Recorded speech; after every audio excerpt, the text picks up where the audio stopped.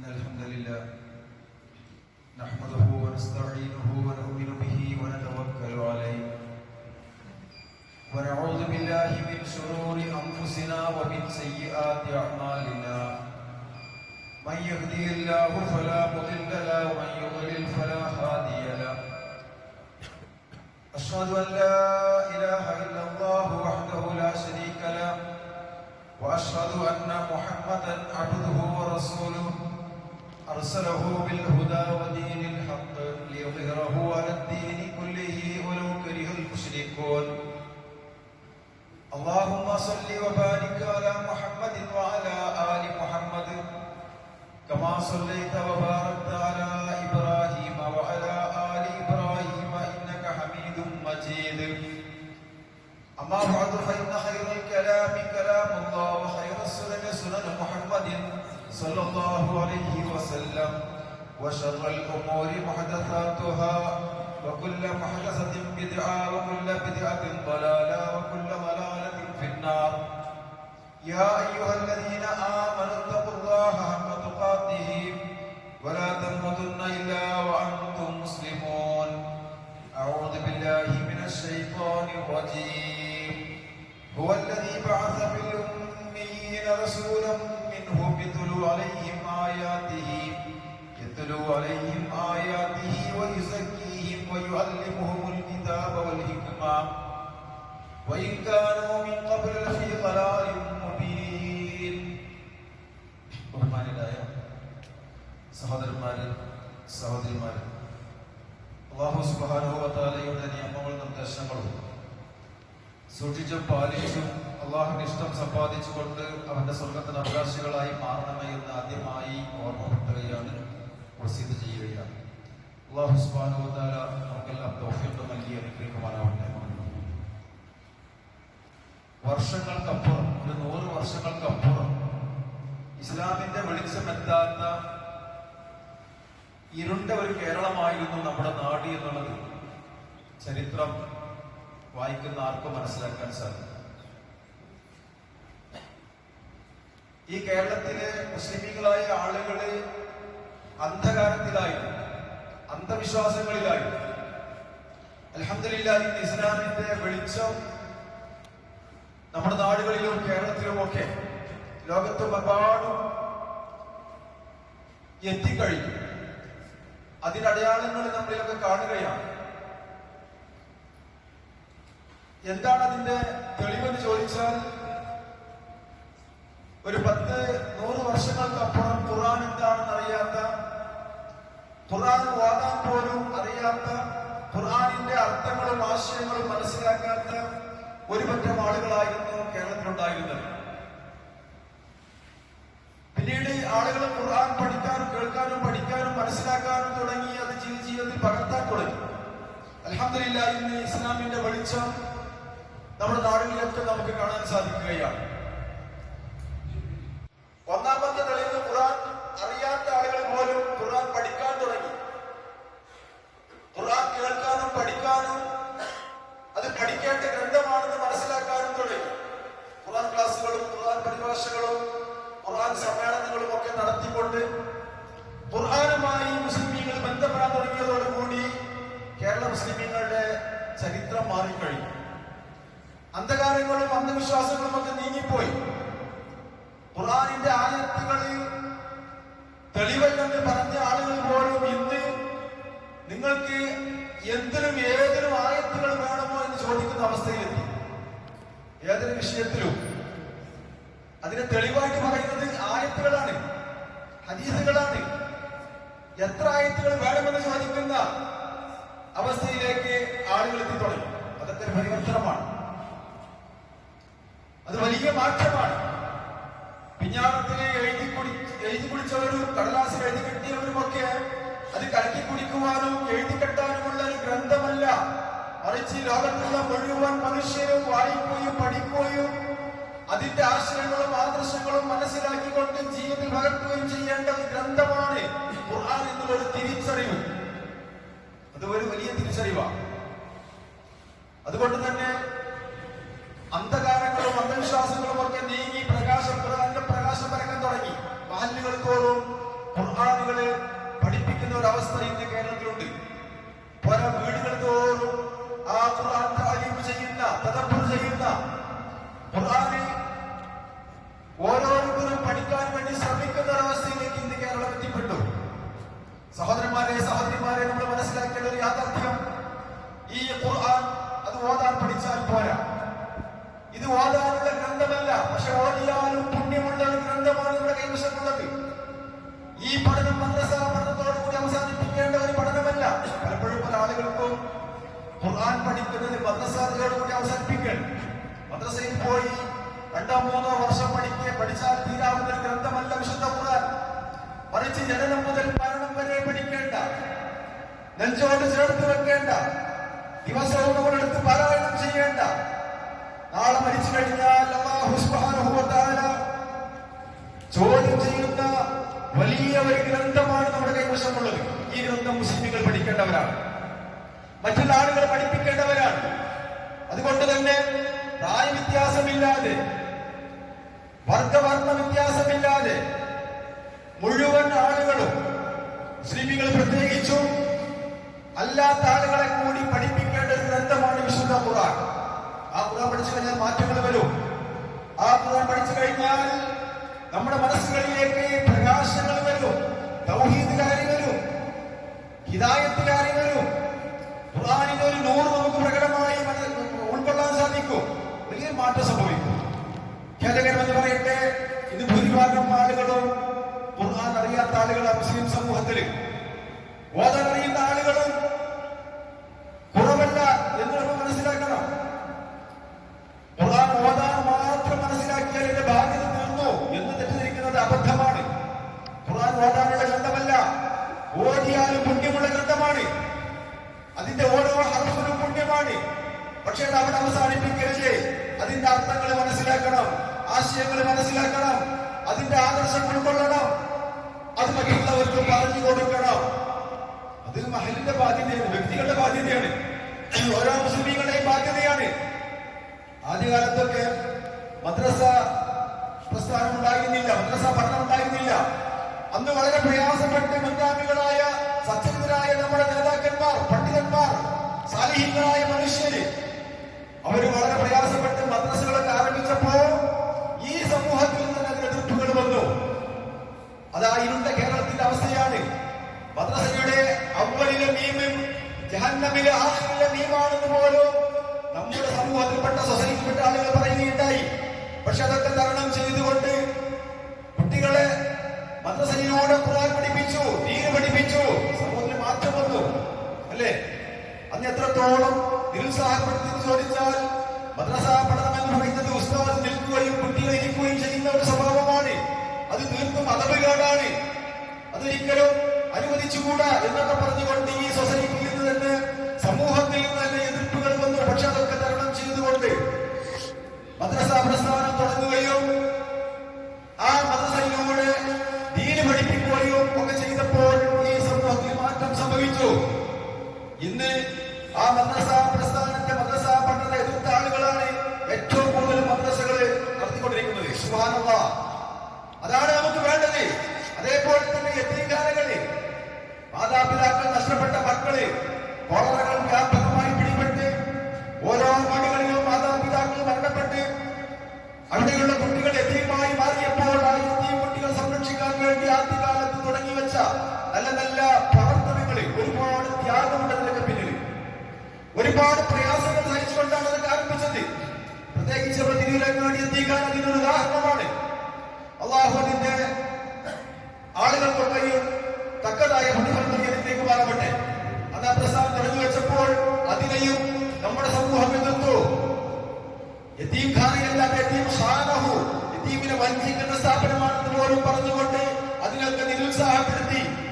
പക്ഷേ ആളുകളെ ഖുർആൻ കേൾപ്പിക്കുകയും പഠിപ്പിക്കുകയും ഒക്കെ ചെയ്തപ്പോൾ ആളുകൾക്ക് മനസ്സിലായി യതീമിന്റെ സംരക്ഷണം അത് ഓരോ മുസ്ലിമിന്റെയും ബാധ്യതയാണ്, സമൂഹത്തിന്റെ ബാധ്യതയാണെന്ന് മനസ്സിലാക്കി. ആ യതീംഖാനകളൊക്കെ ഇന്നും നടന്നുകൊണ്ടിരിക്കുന്നു, അൽഹംദുലില്ലാഹ്. അതുപോലെ തന്നെ രോഗം വന്നാൽ ചികിത്സിക്കുന്ന സമ്പ്രദായം ആദ്യ കാലഘട്ടത്തിൽ ഉണ്ടായിരുന്നില്ല. ഈ സമൂഹത്തിൽ ഞാൻ പറഞ്ഞല്ലോ, 100 വർഷങ്ങൾക്കപ്പുറം അന്ധകാരത്തിലായിരുന്ന മുസ്ലിം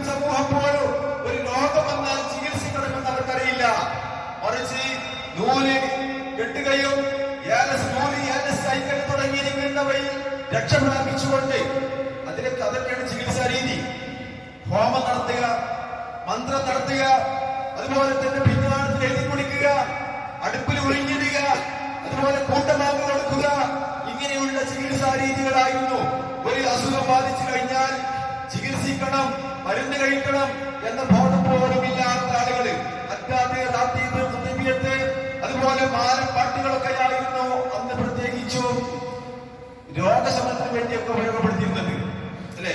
എല്ലാ ബാലാലും മുസീബത്തും ഇടങ്ങേറുകൾ ആപത്തും ബദരീങ്ങളെ ബർക്കത്തിനാൽ കാക്കണം യാ റബ്ബന എന്നൊക്കെ ഉള്ള പാട്ടുകൾ പാടിക്കൊണ്ട് അല്ലാഹു അല്ലാത്ത ആളുകളിൽ അമരപ്പം കണ്ടുകൊണ്ട് ബദരീങ്ങളോടും മുഹീദ്ദീൻ ശൈഖിനോടും മമ്പറത്തങ്ങളോടും ഒക്കെ വിളിച്ചു പ്രാർത്ഥിക്കുന്ന ഒരവസ്ഥയിൽ സമൂഹം ഉണ്ടായിരുന്നു. അൽഹംദുലില്ലാഹ് അതിൽ നിന്നൊക്കെ ഈ കേരളക്കരയിലെ നല്ല നല്ല മനുഷ്യർക്ക് മോചനം ലഭിച്ചു, ഖുർആനിന് വെളിച്ചം കിട്ടി, തൗഹീദ് ഉൾക്കൊള്ളാൻ സാധിച്ചു. സഹോദരന്മാരെ സഹോദരിമാരെ, ഇതിന്റെ പിന്നിൽ വലിയ ത്യാഗമുണ്ട്. നമ്മുടെ മുൻഗാമികളായ ആളുകൾ ഒരുപാട് പ്രയാസപ്പെട്ടിട്ടുണ്ട്. ആ അന്ധകാരത്തിൽ നിന്ന്, അന്ധവിശ്വാസത്തിൽ നിന്ന്, അനാചാരങ്ങളിൽ നിന്ന് ഈ സമൂഹത്തെ രക്ഷപ്പെടുത്താൻ വേണ്ടി പണിപ്പെട്ട ഒരുപാട് ആളുകള് അതിന്റെ ഗുണമാണ് നാം അനുഭവിക്കുന്നത്. ഒരു കാലത്ത് പണ്ട് കാലത്ത് ശുദ്ധഭാഷ സംസാരിക്കാൻ പാടില്ലായിരുന്നു. ശുദ്ധഭാഷ സംസാരിക്കലൊക്കെ മുസ്ലിങ്ങളുടെ സ്വഭാവമാണ്. ആരും എഴുതി പാടില്ലായിരുന്നു. അതിന് പകരമാണ് അറബി, മലയാളം, ലിപി. ഇനി പല ആളുകൾക്കും അറിയില്ല, കുട്ടികൾക്ക് അറിയില്ല.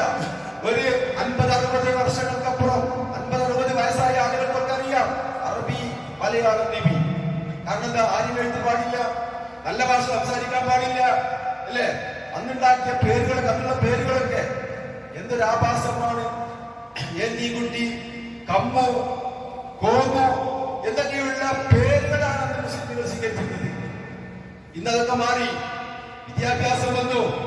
ഇംഗ്ലീഷ് നരകത്തിന്റെ ഭാഷയാണെന്ന് പറഞ്ഞുകൊണ്ട് ഇംഗ്ലീഷ് പഠനത്തെ നിരുത്സാഹപ്പെടുത്തിയ ആളുകള് നഊദുബില്ലാ ഇന്ന് അത്തരം ആളുകൾ പോലും ഇംഗ്ലീഷ് സ്ഥാപനങ്ങൾ നടത്തുന്നു, ഇംഗ്ലീഷ് സംസാരിക്കുന്നു എന്നൊക്കെ പറയുമ്പോൾ ഈ കേരളക്കര എത്രത്തോളം മുന്നോട്ട് കുതിച്ചു എന്നുള്ളത് മനസ്സിലാക്കണം. ഒരു കാലത്ത് അന്ധവിശ്വാസങ്ങളും അനാചാരങ്ങളും ഖുറാഫാത്തുകളും ഒക്കെ കഴിഞ്ഞുകൂടിയിരുന്ന ജാഹിലിയത്തിൽ കഴിഞ്ഞുകൂടിയിരുന്ന ഈ കേരളക്കരയിലെ സമുദായത്തെ ഈ ഉന്നതിയിലേക്ക് പടുത്തുയർത്തിയത്, കൈപിടിച്ചുയർത്തിയത് മുൻഗാമികളായ നേതാക്കന്മാരാണ്. വലിയ ത്യാഗം സഹിച്ചവരാണ് അവർ. അല്ലാഹു സുബ്ഹാനഹു വ തആല അവർക്ക് അർഹമായ പ്രതിഫലം നൽകി അനുഗ്രഹിക്കുമാറാവട്ടെ. അക്കാലഘട്ടത്തെ സ്ത്രീകൾക്ക് എഴുത്ത് പഠിക്കാൻ പാടില്ല, കയ്യെഴുത്ത് പഠിക്കാൻ പാടില്ല, ഹറാമായിരുന്നു. ഫത്വകൾ പോലും ഇന്ന് നിലനിൽക്കുകയാണ്. ഇന്ന് എഴുതാനും വായിക്കാനും അറിയാത്ത സ്ത്രീകളുണ്ടോ? എല്ലാവരും വിദ്യാഭ്യാസം നേടി, അറിവ് നേടി. മലയാളം എഴുതാനും വായിക്കാനും അറിയുക എന്ന് മാത്രമല്ല, ഉന്നതമായ ജോലികളിൽ പോലും മുസ്ലിം സമൂഹം സ്ഥാനം നേടിക്കഴിഞ്ഞു അല്ലെ. സ്ത്രീകൾക്ക് പള്ളി ഹറാമാണ്, ഇന്നും അത് വാദിക്കുന്ന ആളുകളുണ്ട്. പള്ളിയിൽ പോയി സ്ത്രീകൾ നമസ്കരിക്കാൻ പാടില്ല, അവരുടെ ഹറാമാണെന്ന് വാദിക്കുന്ന ആളുകള്. പക്ഷേ പതുക്കെ പതുക്കെ പോന്ന് പള്ളിയുടെ അടുത്ത് വിശ്രാമ സ്ഥലം പറ്റൂ, അല്ലെങ്കിൽ പള്ളിയുടെ തൊട്ടടുത്തായിട്ട് നമസ്കാര കേന്ദ്രം ശരു അതൊക്കെ പറ്റൂ, അങ്ങനെ ഉപയോഗിക്കുന്ന അവസ്ഥയിലേക്ക് എത്തി. അതല്ലെങ്കിൽ എയർപോർട്ട് കേന്ദ്രീകരിച്ച്, ബസ് സ്റ്റാൻഡുകൾ കേന്ദ്രീകരിച്ച്, അതുപോലെ റെയിൽവേ സ്റ്റേഷൻ കേന്ദ്രീകരിച്ച് യാത്രക്കാരായ സ്ത്രീകൾക്ക് നമസ്കരിക്കാനുള്ള സൗകര്യം ഏർപ്പെടുന്ന അവസ്ഥയിലേക്ക് ഇന്ന് സമൂഹം മുന്നോട്ടെത്തി. അൽഹംദുലില്ലാഹ്. പക്ഷേ ഇനിയും നമ്മൾ ഉണരേണ്ടതുണ്ട്. അന്ധവിശ്വാസങ്ങൾ ഒഴിവാക്കിക്കൊണ്ട് ഇസ്ലാമിന്റെ ശരിയായ രൂപം നമ്മൾ സ്വീകരിക്കേണ്ടതുണ്ട്, നമ്മൾ അറിയേണ്ടതുണ്ട്. പള്ളി എന്ന് പറഞ്ഞാൽ അത് മുസ്ലിമീങ്ങൾക്ക് നമസ്കരിക്കുവാനും പ്രാർത്ഥിക്കുവാനുമുള്ള കേന്ദ്രമാണ്. അവിടെ ഒരാളെയും തടയാൻ ഒരാൾക്കും അവകാശമില്ല. സ്ത്രീകൾ വരട്ടെ, അവർ നമസ്കരിക്കട്ടെ, ഇസ്ലാം അതിനെ വിലക്കുന്നില്ല. ആ ഇസ്ലാം വിലക്കാത്ത കാര്യത്തെ ഹറാമാക്കിയ ഒരു കാലഘട്ടം നമുക്ക് മുമ്പുണ്ടായിരുന്നു. അത് കേരളത്തിലെ ജാഹിലിയത്തിന്റെ കാലഘട്ടമായിരുന്നു. പക്ഷെ അവിടെ നിന്നിട്ട് മാറ്റം വന്നു. ഇന്ന് ആണുങ്ങളും പെണ്ണുങ്ങളും ഒക്കെ ദീന് പഠിക്കുന്നുണ്ട്, ദീന് കളിക്കുന്നുണ്ട്, ദീന് മനസ്സിലാക്കുന്നുണ്ട്. അക്കാലഘട്ടത്തിലൊക്കെ ഖുതുബ അറബിയിൽ മാത്രമേ പറയാൻ പാടുള്ളൂ. ഒരിക്കലും മാതൃഭാഷയിൽ ജനങ്ങൾക്ക് തിരിയുന്ന ഭാഷയിൽ ഖുതുബ നടത്താൻ പാടില്ല എന്ന് പറഞ്ഞ കാലഘട്ടം ഉണ്ടായിരുന്നു. അതുകൊണ്ട് തന്നെ ഖതീബ് മിമ്പറിൽ വെച്ച് പറയുന്ന കാര്യങ്ങൾ ജനങ്ങൾക്ക് മനസ്സിലാക്കുന്നില്ല. ജനങ്ങളെ നേരെ തിരിഞ്ഞുകൊണ്ട് ഓ മനുഷ്യരെ എന്ന് വിളിച്ചുകൊണ്ട് പറയുന്ന ഭാഷ അവർക്കറിയാത്ത ഭാഷയിലാണ്. അതുകൊണ്ട് അവർക്കൊരു മാറ്റവും സംഭവിക്കുന്നില്ല. അക്കാലഘട്ടത്തിൽ ദീന് പഠിച്ച് മനസ്സിലാക്കിയ നമ്മുടെ ഉലമാക്കള്, ആലിമീങ്ങള്, പണ്ഡിതന്മാര്, നേതാക്കന്മാര് മാതൃഭാഷയിൽ ജനങ്ങളോട് ഉപദേശിച്ചു. ഖുത്ബ എന്ന് പറഞ്ഞാൽ അത് പ്രസംഗമാണ്, അത് വാളാണ്, അത് ഉപദേശമാണ്. സാന്ദർഭികമായി ഓരോ നാട്ടിലും ഓരോ പ്രദേശത്തും ആവശ്യമായ നിർദ്ദേശങ്ങൾ നൽകേണ്ട ഒരു വേദിയാണ് ജുമാ ഖുത്ബ എന്ന് മനസ്സിലാക്കി ജനങ്ങൾക്ക് കാര്യങ്ങൾ പറഞ്ഞു കൊടുത്തപ്പോൾ ആളുകൾ ഉൾക്കൊണ്ടു സ്വീകരിച്ചു. ഇന്ന് ഖുത്ബ മാതൃഭാഷയിൽ പാടില്ല എന്ന് പറയുന്ന ആളുകൾ പോലും പള്ളിയിൽ വെച്ചുകൊണ്ട് തലപ്രസംഗം നടത്തുന്നു. കാരണം മിമ്പറിൽ വെച്ച് പറയുന്ന ഖുത്ബ മനസ്സിലാകുന്നില്ല, അതറിയുന്നില്ല.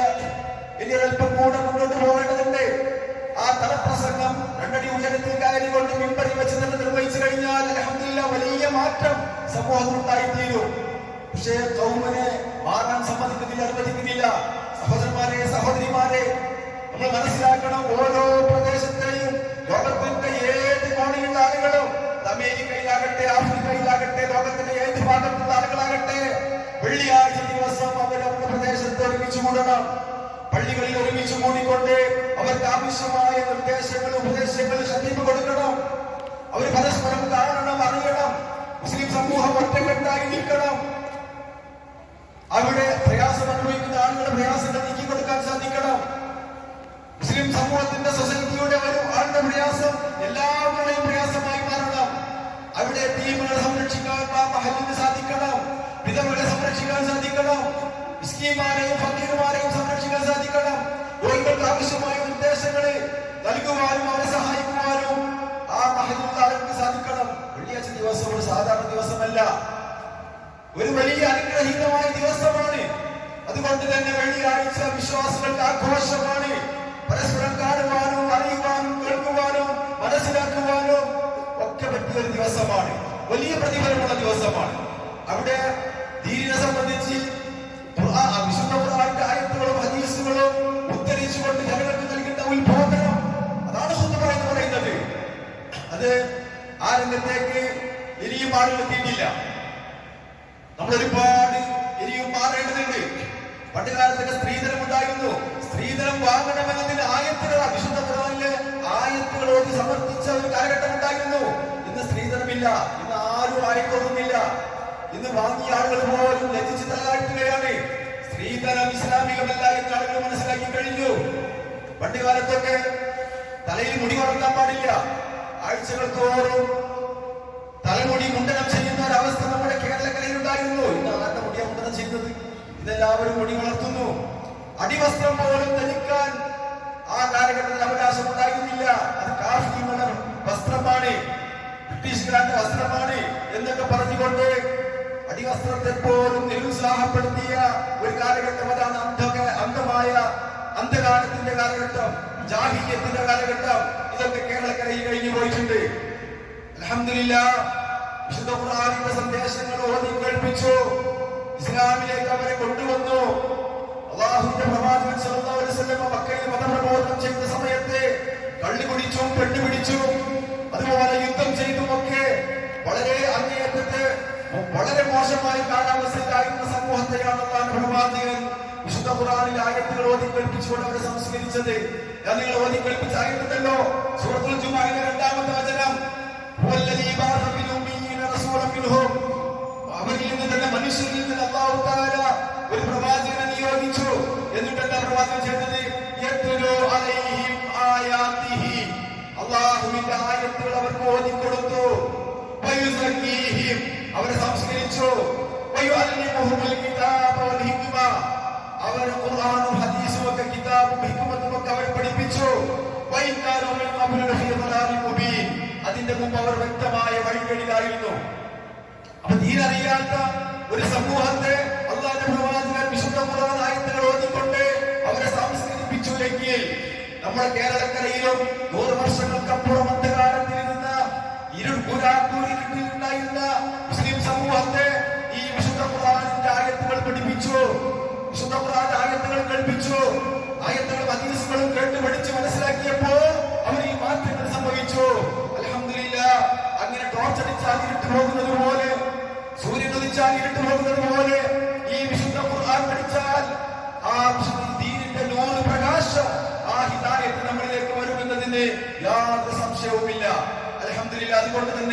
ഈ ഖുർആൻ നമ്മൾ പഠിക്കേണ്ടതാണ്, മറ്റുള്ളവരെ പഠിപ്പിക്കേണ്ടതാണ്. ഈ ഖുർആനിന്റെ ആളുകളായി നമ്മൾ ജീവിച്ച് ബന്ധപ്പെടേണ്ടതാണ്. എങ്കിലാണ് നമ്മൾ മുസ്ലിമാണെന്ന് പറയുന്നതിൽ അർത്ഥമുള്ളൂ. പക്ഷെ കേരളം എന്ന് പറയട്ടെ, മുസ്ലിം സമൂഹം ഇന്ന് അധപതിച്ചുകൊണ്ടിരിക്കുകയാണ്. വളരെ വളരെ വളരെ മോശപ്പെട്ട അവസ്ഥയിലേക്ക് സമൂഹം കൊണ്ടിരിക്കുകയാണ്. അല്ലാഹു പ്രവാചകൻ പറഞ്ഞു, ഇസ്ലാം ഏത് അവസ്ഥയിൽ കടന്നു വന്നോ അതേ അവസ്ഥയിലേക്ക് തന്നെ ഇസ്ലാം മടങ്ങിപ്പോകും. ഏതവസ്ഥയിലാണ് കടന്നു വന്നത്? കള്ളും പെണ്ണും യുദ്ധവും അക്രമവും അനീതിയുമായി ഈ ഇസ്ലാം കടന്നു വന്നപ്പോ ഉണ്ടായിരുന്ന അവസ്ഥ പോലെ ഈ സമുദായത്തിന്റെ അവസാന കാലഘട്ടത്തിലും മദ്യപാനം വ്യാപകമാകും, വ്യഭിചാരം വ്യാപകമാകും, കൊലപാതകം വ്യാപകമാകും, അക്രമങ്ങളും അനീതികളും വ്യാപകമാകും എന്ന് അല്ലാഹുവിന്റെ പ്രവാചകൻ 1400 വർഷങ്ങൾക്ക് മുമ്പ് പ്രവചിക്കുകയാണ്. നമ്മൾ കണ്ടുകൊണ്ടിരിക്കുന്ന ഒരു അവസ്ഥയാണ് ഇന്ന്. മുസ്ലിം പേരുകൾ കൊണ്ട് മാത്രം മുസ്ലിം ആകുന്ന ആളുകൾ, മുസ്ലിം നാമധാരികള്, അവർക്ക് ദീൻ എന്താണെന്ന് അറിയില്ല, ഇസ്ലാം എന്താണെന്ന് അറിയില്ല, ഖുർആൻ എന്താണെന്ന് അറിയില്ല. പക്ഷെ അവർ മുസ്ലിം നാമധാരികളാണ്. അന്ധവിശ്വാസങ്ങളും അനാചാരങ്ങളും കൊടികുത്തി വീഴുന്ന ഒരു കാലഘട്ടത്തിലാണ്, കൊടികുത്തി വാഴുന്ന ഒരു കാലഘട്ടത്തിലാണ് നമ്മൾ ജീവിച്ചുകൊണ്ടിരിക്കുന്നത്. ശിർക്കും കുഫ്റും ഒക്കെ, തമ്മാടിത്തരം തോന്നിവാസങ്ങളും ഒക്കെ നിർലോഭം നിർലജ്ജം നടന്നുകൊണ്ടിരിക്കുകയാണ്. മതനിരാശയും വിഭജിസവും ഒക്കെ ഇന്ന് നമ്മുടെ സമൂഹത്തെ ചെറുപ്പക്കാരെ പിടികൂടിക്കൊണ്ടിരിക്കുകയാണ്, അവരെ സ്വാധീനിച്ചുകൊണ്ടിരിക്കുകയാണ്. സഹോദരന്മാരെ, സഹോദരിമാരെ, ഇവിടെയാണ് നമ്മൾ ഖുർആൻ പഠിക്കണം, ഹദീസ് പഠിക്കണം, ദീൻ പഠിക്കണം. നമ്മുടെ ഈമാൻ നിലനിർത്താൻ അത് അനിവാര്യമാണ് എന്നുള്ള കാര്യം നമ്മൾ മനസ്സിലാക്കുന്നത്. അല്ലാഹുവിന്റെ പ്രവാചകൻ സ്വല്ലല്ലാഹു അലൈഹി വസല്ലം പറഞ്ഞു, തറക്തു ഫീകും അംറൈൻ ലൻ തദില്ലു മാ തമസ്സക്തും ബിഹിമാ കിതാബല്ലാഹി വസുന്നത റസൂലിഹി. രണ്ട് കാര്യങ്ങൾ ഞാൻ നിങ്ങളെ വിട്ടേച്ചു പോകുന്നു. ആ രണ്ട് കാര്യങ്ങളും നിങ്ങൾ മുറുകെ പിടിക്കുകയാണെങ്കിൽ, അത് അവലംബിച്ചുകൊണ്ട് ജീവിക്കുകയാണെങ്കിൽ ലൻ തദില്ലു, നിങ്ങൾ ഒരിക്കലും തന്നെ വഴികേടിലാകൂല, ദലാലത്തിലാകൂല. രണ്ട് കാര്യങ്ങൾ കിതാബല്ലാഹി വസുന്നത റസൂലി, ഒന്ന് ഖുർആനും രണ്ട് സുന്നത്തുമാണ്. അതുകൊണ്ട് നമ്മൾ അറിയണം, പഠിക്കണം. അണപ്പല്ലുകൾ കൊണ്ട് കടിച്ചു പിടിക്കണമെന്ന് പ്രവാചകൻ പറയുന്നത്. അവസാന കാലം വരുമ്പോ അണപ്പല്ലുകൾ കൊണ്ട് നമ്മൾ കടിച്ചു പിടിക്കണം, ദീനെ സംരക്ഷിക്കണം, ഈമാൻ സംരക്ഷിക്കണം. അതവിടെ ബാധ്യതയാണ്. നമ്മുടെ ജീവിതമായിരിക്കണം ഇസ്ലാമിന്റെ സന്ദേശങ്ങൾ. പറയാൻ മുസ്ലിമായി മാറാതെ ജീവിച്ചുകൊണ്ട് ഇസ്ലാമിനെ കാണിച്ചു കൊടുക്കുവാനും നമ്മുടെ ജീവിതത്തിലൂടെ ഇസ്ലാം പ്രകടമാക്കി കൊടുക്കുവാനും നമുക്ക് സാധിക്കണം. നമ്മുടെ വാക്കുകള്, നമ്മുടെ പ്രവർത്തനങ്ങള്, നമ്മുടെ പെരുമാറ്റങ്ങള്, നമ്മുടെ ജീവിത ശൈലികളൊക്കെ ഖുർആന്റെയും ഹദീസിന്റെയും അടിസ്ഥാനത്തിലാകണം. അങ്ങനെ ജീവിക്കുന്ന മുസ്ലിമായി നമ്മൾ മാറുമ്പോൾ അല്ലാഹുവിന്റെ അപാരമായ അനുഗ്രഹങ്ങൾ നമുക്ക് ലഭിച്ചുകൊണ്ടിരിക്കും. അല്ലാഹുവിനെ മറന്ന്, ഖുർആനിനെ മറന്ന്, പരലോകത്തെ മറന്ന്, മരണത്തെ പോലും മറന്നുകൊണ്ട് നമ്മൾ ജീവിക്കുകയാണെങ്കിൽ അല്ലാഹുവിന്റെ കടുത്ത ശിക്ഷകൾ നമുക്ക് വരുന്ന കാര്യങ്ങൾ മനസ്സിലാക്കുക. പല രൂപത്തിലായിരിക്കും ശിക്ഷകൾ നടന്നു വരിക. ഒരുപക്ഷെ ഭരണാധികാരിയെ മാറ്റിക്കൊണ്ടായിരിക്കാം, അക്രമികളായ ഭരണാധികാരികൾക്ക് അധികാരം കൊടുത്തുകൊണ്ടായിരിക്കാം, അല്ലെങ്കിൽ കാലാവസ്ഥ വ്യതിയാനങ്ങളായിരിക്കാം. എന്തെങ്കിലും രൂപത്തിലുള്ള ശിക്ഷ നമ്മൾ പിടികൂടും. അല്ലാഹു കാത്തുരക്ഷിക്കുമാറാകട്ടെ. അതുകൊണ്ട് ദീൻ കേൾക്കണം, പഠിക്കണം, ഖുർആൻ കേൾക്കണം, പഠിക്കണം. ഖുർആൻ പഠിക്കുന്ന ഒരു സാഹചര്യം നമ്മുടെ വീടുകളിലും നാടുകളിലും ഉണ്ടാകണം. അല്ലാഹു സുബ്ഹാനഹു വ തആല നമുക്ക് തൗഫീഖ് നൽകി അനുഗ്രഹിക്കുമാറാകട്ടെ.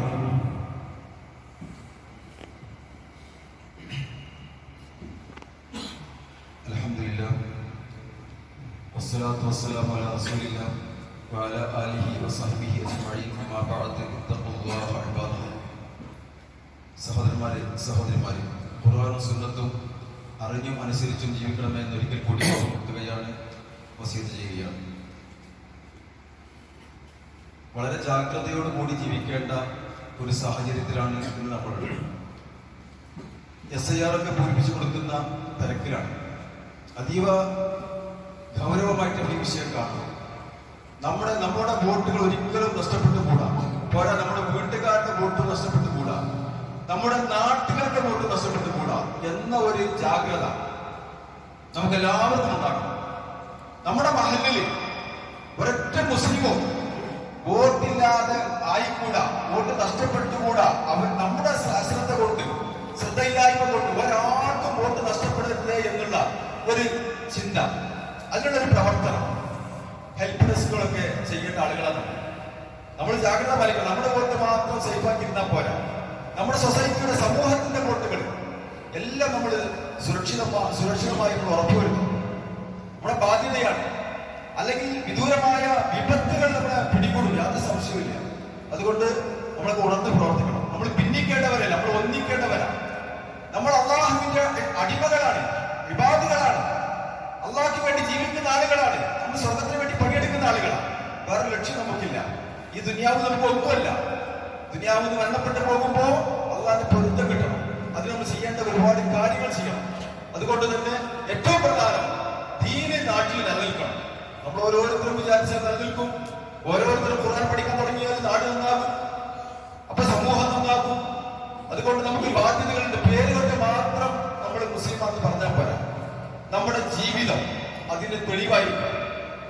അതുകൊണ്ട് മാതാപിതാക്കളോട് ബാധ്യതയുള്ള മക്കള്, മക്കളോട് ബാധ്യതയുള്ള മാതാപിതാക്കള്, ഭാര്യയോട് ഭർത്താവിനോട് പരസ്പരം ബാധ്യതയുള്ളവർ, കുടുംബക്കാരോട് ബാധ്യതയുള്ളവർ, അയൽവാസികളോടും ബാധ്യതയുള്ളവർ, അതെല്ലാം നിർവഹിക്കുമ്പോഴാണ് ഒരാൾ മുസ്ലിമാണെന്ന് പറയുന്നതിന് അർത്ഥമാണ്.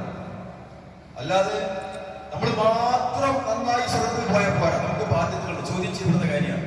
അതുകൊണ്ട് ഉണർന്ന് പ്രവർത്തിക്കുക. ഈ ജീവിതത്തില്